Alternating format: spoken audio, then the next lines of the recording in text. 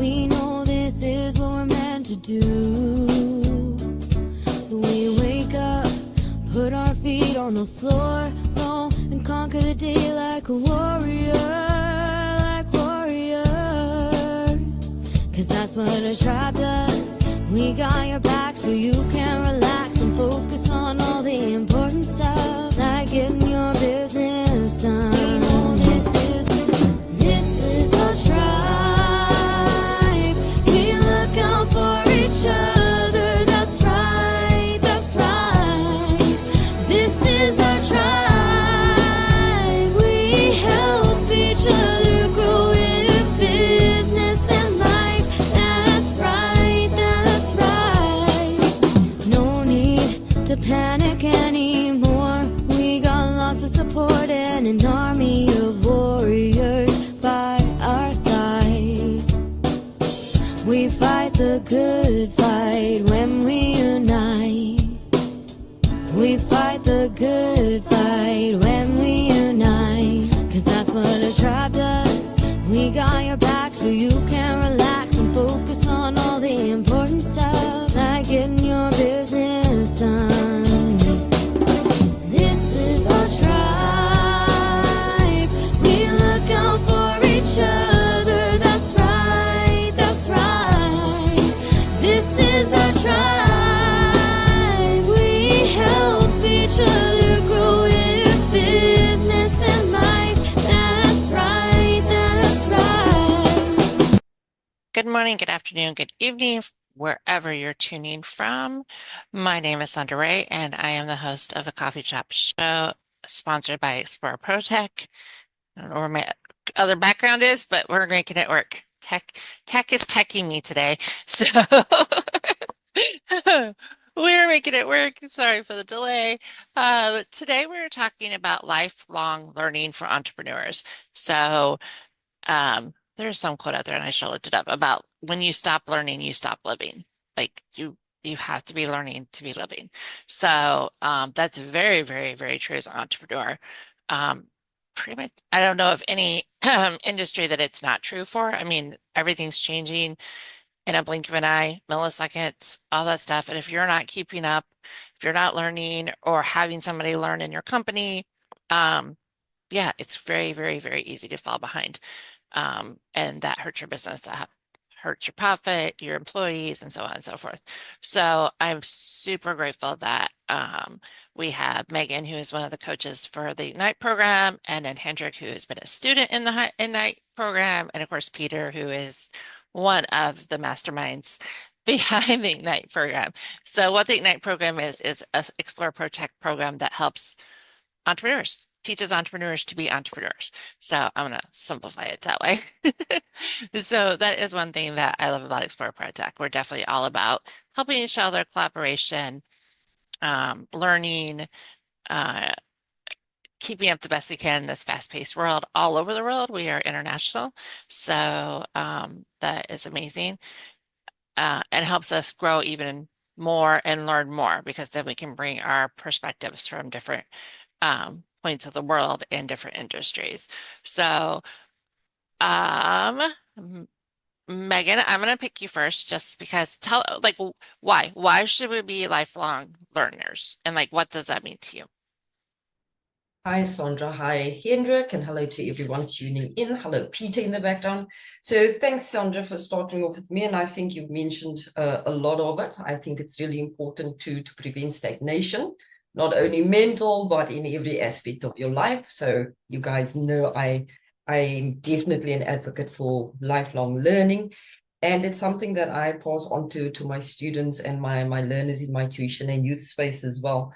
And I think it's so important to just stay on top of things, have a finger on the pulse, as Sondra just mentioned, knowing that things are evolving constantly, technology is changing, your industry is changing, and being updated.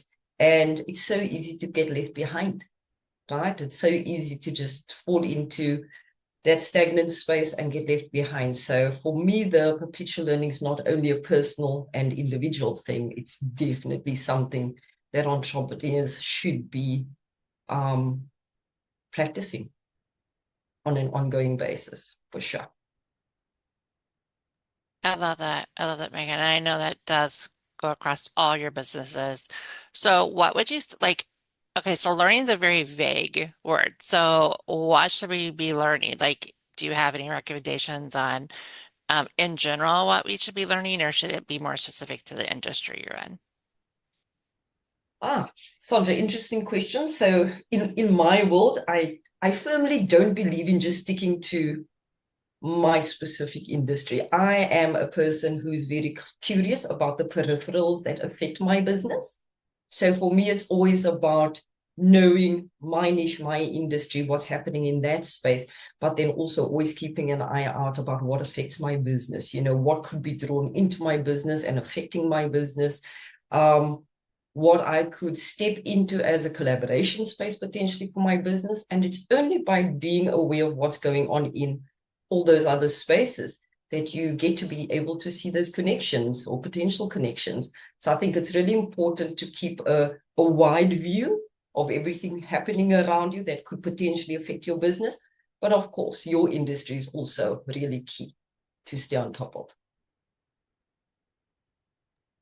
Yeah, those are really good points. Because yes, you definitely want to know in your industry what's going on. But yes, collaborations, um, how other businesses affect your business. I'm in the United States, and right now, fortune, yeah, government is affecting our business, period. There's just no other way to say that, good and in bad ways. So knowing that, even though um, I'm not in that like certain arenas, but it affects me either way. I mean, even though I'm not maybe doing e-commerce or things that um, are global as far as that goes, but even um, just with everything that's going on over here. And I know, and then you have all the different places that unfortunately have had, natural disasters and stuff in the last couple of weeks, and that affects everybody across the globe. So whether you're using staff or products or anything else for other things. So knowing is amazing. Knowledge is great, even better when you apply it. So if you know what's going on in the world, hey, this happened in the Philippines or Jamaica or whatever, so it's going to affect me, and this is how it's going to affect me, and this is how I can help, or this is how I have to pivot, or all those things, and having the knowledge to be able to pivot or make changes quickly is going to help you in the long run and help your bottom line, because you want to be able to have resources and the knowledge to be like, okay, they can't, they're dealing with their own stuff. They're not going to be a part of my business right now. Who can I or where can I turn to get that help, still support them, and so on and so forth. So, Peter, come on in. Yeah, I think lifelong learning. I don't think it's about being smarter. I think it's actually about empowering yourself. I think it's more about empowering yourself than being smart. If you take a look at the way technology is progressing at such a fast rate, and then you take a look at which age groups are actually, or between which age groups are actually getting left behind. There is actually, I think there's been studies done that at a certain point in time, your life learning stops. You stop keeping up with technology, and you actually become vulnerable. I mean, if you take people in their late 60s and 70s and you go show them a video that is maybe deep fake, and it's maybe a well-renowned figure saying buy this product, but it's actually not even that figure. It's just that person's voice, and it's all AI generated. It's deep fake, and they have no idea. So I think it's about, yes, do you want to know what's going on in your industry? Yes, do you want to keep up with that? Yes, but also there's this sense of what's happening globally. What are people doing with this technology? How are they using this technology? And empowering yourself that way so that you don't become a statistic. So I think that's at the far end of it, where it's like you keep up to protect yourself and to empower yourself. But then at the same time, we want to do more than that. We don't just want to protect ourselves. We want to progress. We want to grow. We want to develop. We want to know. We want to build. And if you don't keep up with what's out there and figuring it out, how does it work? Does it work in my space? Can I use it in my space? Does it seem human enough? Is it real enough? Does it generate results? Can I use a portion of it? And there's all these things floating around. I've been receiving reminders on my WhatsApp from an application that Nastine has found, who's her WhatsApp friend, and she just has to speak to it and say, hey, remind Peter every day for the next however long that the paving around the pool needs to be fixed. Remind him to message the paving guy. And this app has been messaging me every single day. I'm going to break it. I'm going to break it. But I will get the paving guy to come through and sort it out. And it's actually very useful. So instead of her coming to me every single day and going, hey, have you sorted out the pool? Hey, she's just spoken to the app once and the app is doing it for her. And once I get the paving guy there, then I can tell the app, don't worry about it. The paving is sorted out. And it'll send her a message saying, problem solved. So can we utilize that? And it's connected to our calendars as well. So I can voice note and say, set up a meeting with so-and-so, and it'll send them a WhatsApp saying, hey, so-and-so requests a meeting, and it pops it in the calendar. It's nifty, and it's in the WhatsApp space, and I prefer using WhatsApp. I don't like emails because you got to type, and I'm dyslexic, and I've got to use more than two fingers. So I can send a WhatsApp on a phone absolutely fine. There's so much going on out there. And I think if you keep up to date with what's going on, certain things will surprise you. You'll be like, oh my goodness me, I didn't actually know that I could apply this to my business. And then how much time am I actually saving? Oh, goodness me, I'm saving a lot of time. Does it actually work? Well, let's test it. And then you start testing things, and then maybe it kind of works, but not quite. But then you figure out, how do you make it work the way you want it to work? And if that doesn't work, well, then how do I build it out myself? There's all these things going on. Who said the other day, they can build a website in under 3 minutes in the AI space. It may not look like it's been generated by a professional web developer, but you can build out a business website through AI in 3 minutes by telling it what you want. And it goes poof, and it spits it out. Even if that's just the basis for what you want to build, and you're looking to, almost like you would be building a collage, and you speak to the AI and go, this is what I want, and then you take that and you send it to your developer and go, build around this. Does this work? And then get the professional to actually, 3 minutes? Come on. There aren't really any excuses left, are there? Have you built your website yet? No. 2 years later, have you built your website yet? Well, no. Because come on, keep up to date with what's out there and have fun with it, and feel empowered. I love that. I love that, Peter. In the financial field that I'm in, fintech is the biggest growing business and financial. And the companies that are using it, are developing it, and are growing it are the companies that have like tripled in the last 6-9 months. The companies that have been around for decades, they have choices. They can either keep up or they can fall behind. Because what I'm watching is that the fintechs and stuff are like, okay, you don't want this in your space, or you don't want this in your company. Fine, next. Next. And as somebody that's in a distribution space for financials, it's important if you're not willing to stay up, or you can't handle the volume. Has been one of the things, because fintech has totally changed how fast things should go. But can your company handle the volume? And that's where the system keeps getting broke. So it's been very interesting to watch, and people are just like, well, why? And we're like, they're taking 3 to 4 weeks when I have companies that can do it in 3 to 4 days. So tell me what is better for my client, what is better for my customer.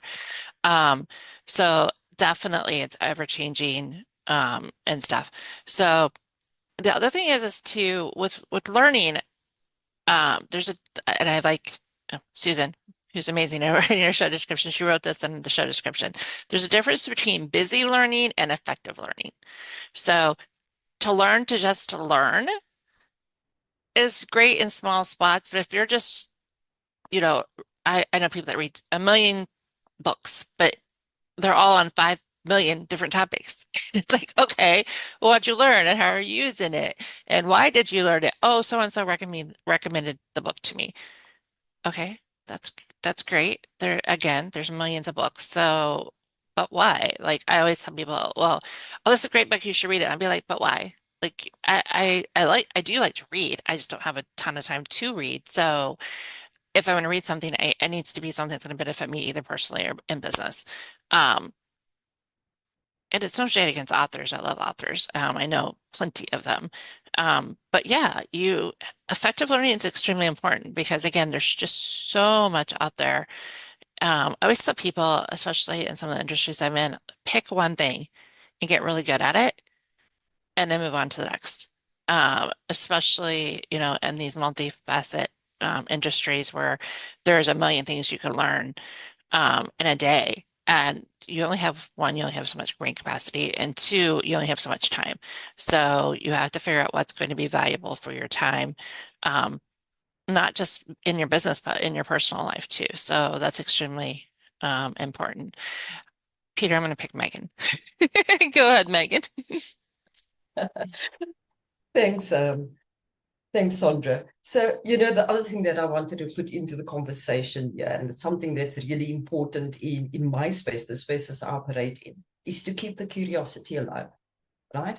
And I think that's a huge, huge part of the conversation to be had today, because it's not only about being curious about everything, being curious about your industry, but in general, being curious typically takes you down that rabbit hole where you then get to discover the new tech, the research and development going on in different spaces, the way people are thinking and approaching different solutions. So I think making sure that that curiosity is a key part of your day-to-day is really important in this topic, especially under this topic. And then also, just to speak to what Sondra mentioned there, those skills that we have, in terms of being entrepreneurs and people who coach in the entrepreneurial space, we have employees, we have volunteers in our spaces that work alongside us, our teams, just to be able to transfer that knowledge, to be able to transfer skills to other people in the right way so that they are effective. I think it's really important. I suppose one would call that a legacy space for yourself as well. But I think more importantly, so that you can help empower others. And of course, that is a big part of what we do. So thank you for that. Peter, gonna throw it over your way. Yeah, I love that, Megan. To be able to teach others what you've learned effectively is extremely important in your business. And vice versa, being willing to let your staff teach you. As much as I do tech, I definitely am not a guru in tech. So I have people in my space that are gurus in tech, specific techs, and I'll be like, oh, let me go talk to my friend. Love go high level, but there's so many ins and outs, and it literally gets updated every 3 or 4 days. And I have three. I have three different people I can go to for three different things in that space alone. And, one's always sending out the newest things that are coming out. One, as a developer and all those different things. So knowing your resources, and I talk about this very often, especially when we do reviews, is, knowing your resources and building that out. So you don't have to know everything because again, things are changing by the millisecond. So having those resources, team, volunteer, your network. One of the reasons I love Explore ProTech is we have many different resources for many different industries globally. So it's not just itty me over here in the United States. We have people all over the world that can talk about all the different things because it's always moving so fast. So, Mr. Peter, go ahead. This is going to sound very Mr. Levy-ish, but I'll say it anyway. Learning something new is great, but you empower yourself when you apply it. You can learn as many new things on the face of the planet. It's the same as we have our cleaning lady. We wanted her to start looking after our child. In order to do that, we wanted her to be qualified to do so, for our sake and for hers. So we could go online and go, well, what courses does she need to do to be internationally recognized as a child minder or a child carer for a very specific age group? And we found those courses and approached her and go, would you like to do these? And her response was, yes, please. And over the last 3 to 4 weeks, she's been studying and doing her courses and passing her courses and getting her certificates, which makes her happy, which makes us happy. And it'll teach her how to hold a child, how to burp a child, but learning it online and then somebody goes, here, hold the baby, is two different things. One is something that you've learned in your head, and the other is real. And now all of a sudden you have this real child in your arms and you've really got to burp it, and then you're realizing, but I'm doing this and it's not working, the child is not burping, what do I do? And that's where experience comes through. You learn that maybe you're holding the child just slightly wrong, or a little bit this way, a little bit that way, and pat in the wrong place. And then, bloop, there it comes. A burp comes out, child smiles, everybody's happy. So if you're going to learn something, good for you. And like Megan said, be curious. So start being curious about the things that actually affect your space.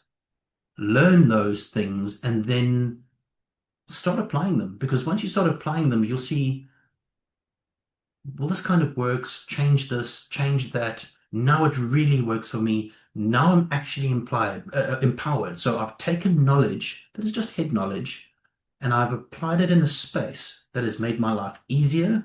Or, oh, no, thank you. That's made it really difficult. I'm not going to do that again. Or how do I do this in such a way that it does make it easy? You've learned, you've applied, you've tested, you've experienced, and then you move on to the next thing, and then move on to the next thing, and move on to the next thing. But if you are insisting on, I know everything in my space, I know my industry so well, within 10 years, you'll be outdated and nobody will want to use your services because everybody else is just doing it so much more streamlined, so much more differently, so much more advanced, so much more. And then we sit and wonder, well, why is my business not doing so well? Well, because you were an idiot and you didn't keep up. So don't be an idiot. Keep up. And if you learn something and it doesn't apply to you because you've tested it and go, well, actually, that doesn't work for me, well, then you know. And when somebody else comes into your space and you go, well, actually, this might actually work in your space. I've tested it and this is what I did. Maybe you can try it this way because you've experienced it. Lifelong learning is actually it's not just about yourself. And I think this is where we need to understand that it doesn't matter what information you need. Do you think universities have more information than Google? You can learn anything you want on the face of this planet you can find online. And you can gather all that knowledge and you can shove all that knowledge into your head. In my mind, what a university is, or what it should become, is the space to apply the knowledge that you've learned in a physical space to empower yourself. That is in my mind, what it should be. I'm not saying that it is. I can't judge the universities. I don't spend too much time in that space. So I think we've got a lot of learning to do. I love that, Peter. All of it. But I think the biggest thing is knowledge is power, but applied knowledge is your superstar. So applying the knowledge. And I've done a lot of beta testing through my business and stuff. And I'm always telling people, like, beta test it and beta test it and beta test it again. Is it going to work for your space? Just because you learned it, or just because Joe Smo said, oh, it's working in my industry, like, let's go do it. It's extremely important to do that. I'm in a situation now where I'm like, y'all said you beta tested it, it's not working, and now everybody's mad. Do you see the issue here? It also makes you look ignorant. It makes you just look unprofessional, you know. So beta test definitely. But yeah, applied knowledge is power. Hendrick, I missed you. Good evening, sir. I missed you too, Sondra. How are you? Okay. This is a very I think complicated topic, and which we normally take for granted. Normally we just scrape the surface, and then we I think we are puzzled when the results are not what we expected. I think what we need to take, or what we need to always remember, is that an entrepreneur who adapts to the market needs is the one who will, more often than not, outlast the rest. Because when changes come, in business, there'll always be changes. And then if you are flexible and you are able to adopt new systems early on, it becomes easier. The challenge is, and hence this is why I'm saying also this is a challenging topic, and then we just scrape the surface. The challenge is 2019, 2020 happened. The COVID came and taught us a lot of things. Taught us that you can achieve your degree without having to go to any college. It showed us that you can achieve quite a lot by just sitting at your couch. So while we wanted to embrace that, the spirit of learning, we started chasing again titles without acquiring knowledge. So you find a lot of people who are PhD holders, but they'll sink your business because it's not something that they understand or they understood. AI also made it easier for them. I'm not saying AI is a bad thing. However, we must be able to use it for something that's, how do I put it? I don't want to say let's use it for where it's going to benefit. I think that's where we normally make the mistake, that we only take out the goods in AI. We take the positives. So that eliminates the need for us to learn new skills. I mean, there are many areas where you can acquire knowledge again. There are many sources. In my home, I think I've got over 20 books. And in these 20 books, they range from business books, entrepreneurs, motivation, family, because you need to have a balance of all that. You can get skills like Peter alluded now. You can get like short-term skills which can change one's life. But it is very important that when we partake in this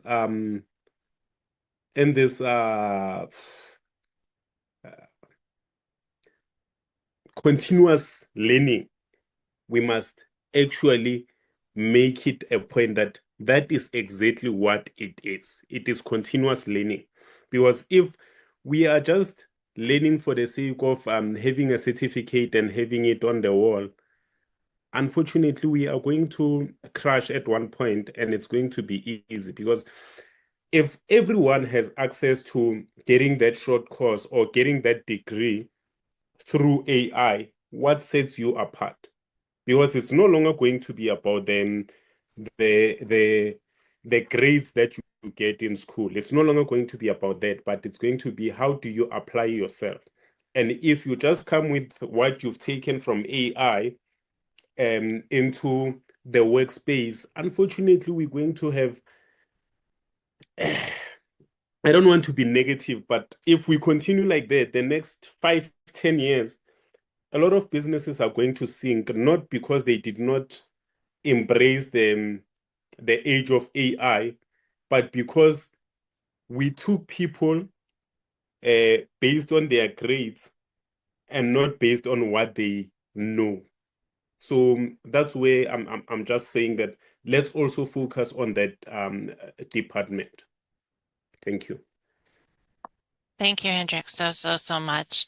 It reminds me, my youngest one is like, just because you have 5,000 initials behind your name doesn't make you the smartest person in the room. So, she loves to tell it as it is. She does not sugarcoat anything. But she has a really hard time with the medical field. She's like, just because you don't know my body, you're not in my body, you haven't lived my life. So to tell me X, Y, and Z just because you have lots of initials behind your name doesn't necessarily make you right because you're not in my personal experience. Because I think that's the other thing when you combine learning with your own personal experience and apply it, you're going to go so much further. And like Hendrik said, just going on an AI and taking AI's experience or whatever isn't going to get you far.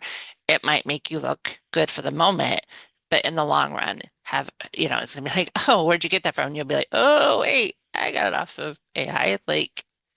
And AI definitely has its purpose and its place. Like Hendrik said, we're not really saying that. We're just saying that if you only rely on that to learn and that's how you get your knowledge and that's how you apply your knowledge, then it's going to catch up with you eventually. So yeah, definitely want to keep that in mind. Peter, go ahead.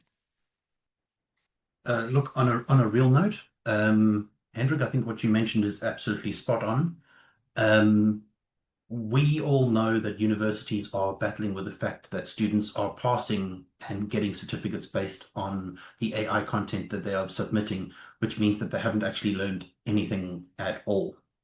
And there was a huge thing recently where people were like, well, universities, well, how are we going to circumnavigate this? How are we going to make sure that the students are actually, I think at first they were like, how do we stop them from using AI and actually doing the work? And then it moved along to how do we actually monitor how they use AI to get to the answers that they were getting to. So I think it's a battle that they've been fighting at the moment. Some spaces successfully and some not successfully, because you could deliver AI generated stuff and it could be, they could find out. They could be like, oh, this is AI generated. But then you get a new AI that comes out that can't be picked up, and then they just right back to using AI. So this is a battle that all universities are facing at the moment. Unfortunately, the students that kind of slip through that space are going to be the most qualified, uneducated people on the face of the planet, and not hireable. You can have, and to be honest, I've got 0 3-letter hyphenated things on the end of my name. I am not Peter Hingston, PhD, pift, dift, whatever. There's no doctorate, there's nothing like that. And I've had conversations with people that actually do have all of those credentials. And their response to me most of the time is, you can't do it that way. I'm like, well, too late. I've already done it that way. It's too late for you. Now, I've been to conferences where they have these discussions, and then you come up with solutions, and their minds are stretched and blown, and they're like, you can't do that. Well, too late. They were like, it doesn't work. Well, actually, we've already done it, and it does work. And actually, the Ignite program and the way that the students learned and the results, we had professors telling us those results are not possible. They're not possible. You can't do that. Too late. Already done. The students proved you wrong. Twice. So, who's to say that there aren't different ways of doing things? And if you find a different way, and the funny thing is that my different way of doing things may not necessarily be in technology. It's not necessarily I may be utilizing some technology to facilitate those things, but some of those ideas are going all the way backwards just to relationship building and how people communicate. Very simple stuff, which a lot of people actually miss. The simplicity of taking a room of 1,000 students from one university and going, yay, who here actually knows who's sitting next to them? And everybody generally is like, no idea. Who's the smartest person in the room? They're going to choose one of the higher ranking professors with all the titles. Oh, that must be the smartest person in the room. Um, but none of them know each other. No, none of them know each other's skill sets. None of them know who does what. No, none of them know who specializes in what. None of them know who wants to start what business. None of them know who has already started a business in what field, in what. They just don't know. So the simplicity of learning, so it's not in the AI space and it's not in the technology space. It's just the basic skills of communicating. Hey, I'm sitting next to you. What do you do? Oh, I'm in the financial space. Oh my goodness me. I'm in this space. Oh, how did you build your website out? Oh, I use this technology. Oh my goodness me. Okay. I have this particular problem. It looks like you can solve it. Oh, you do this and maybe you can help me in this space. And you've just created two people communicating and actually achieving something. That's basic communication. That's basic humanity, basic. The Ignite students will all know that they were tasked with from the very beginning of the Ignite space, that they were tasked with getting to know each other. They were tasked with getting to know their coaches. They were tasked with allowing the coaches to get to know them, which Megan was, it was a melting pot. And the results. What the students learned more in that space because they didn't just learn the program. They learned about each other. They learned how to share skills. They learned how to rely on their coaches. They learned how to rely on each other. It became this community melting pot that still exists because they're still talking to each other, which is great. So maybe in my mind, start with the basics. Talk to each other. So true. And I can think of two different reasons for that real quick. One is that communication and how you communicate is a skill set you need for everything, whether it's raising your family, dating, working, purchasing, going to the medical, or going to doctor visits or whatever. My youngest one has been in the customer service field for over 3 years, and everybody's like, how do you have such great skills in customer service? And she's just like, because I know how to talk to people and treat people and listen to people. And most 18-year-olds would be like, blah, blah, blah, never, ever. And, that's how she landed her full-time job she's in. And she has 20-year-old people twice her, or not twice her age, 3 or 4 years older than her. And she's just like, Mom, why? Why can't they just like talk and have a communication with staff, medical staff? It's a high-paced industry. And she's just, I don't get it. I'm like, because I never were taught. Like, it's just not something you were taught. For sure. And in that relationship building, for sure. Yeah, I love that. And then knowing your community and your resources, like we said, we go back to that basic human need.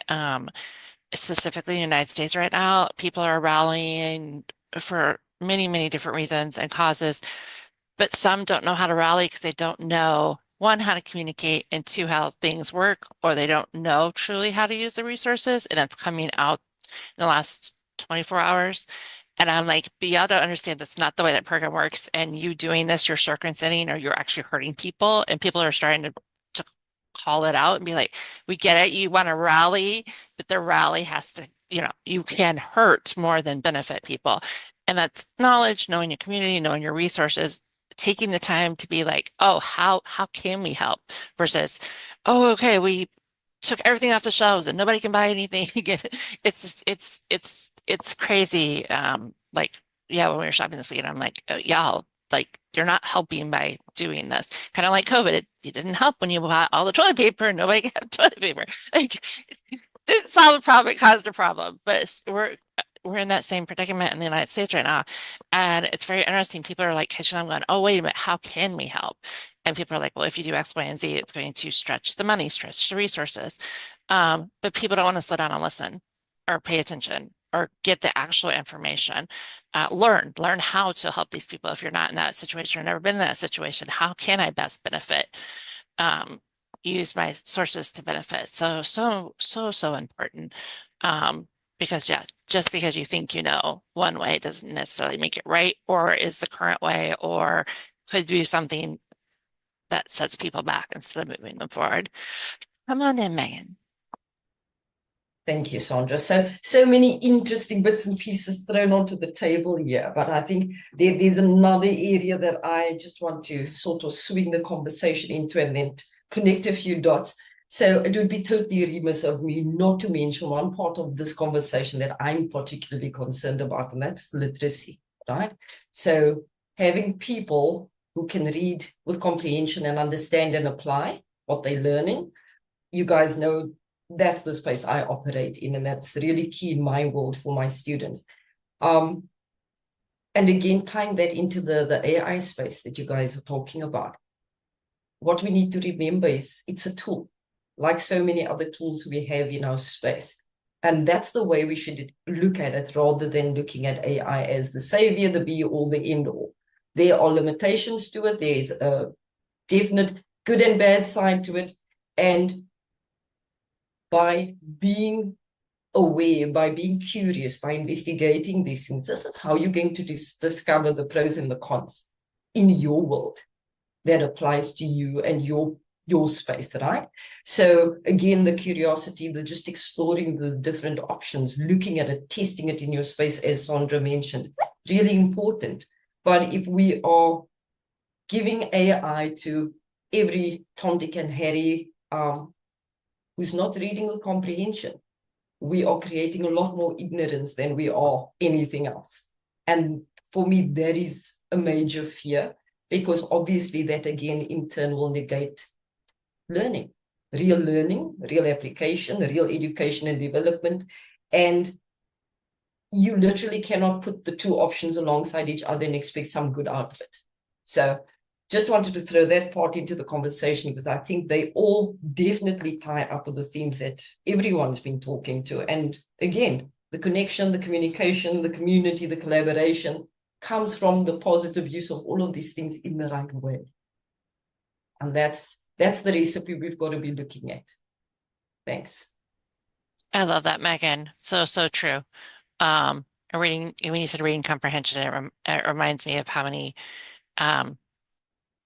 young adults that don't have it, and how you can say, go read this, or here's the instructions, or whatever, and it's just crazy. It baffles me, not in a good way. So yeah, that's so important. Go ahead, Peter, and then we will start wrapping up. Yeah, Megan, I think you hit the nail on the head, which is why I firmly believe that there's head knowledge and then there's applied knowledge. Applied knowledge is to test that the head knowledge that you have is actually applicable to the real world. And once you've tested it, people can then actually see this person actually knows how to do what they've learned.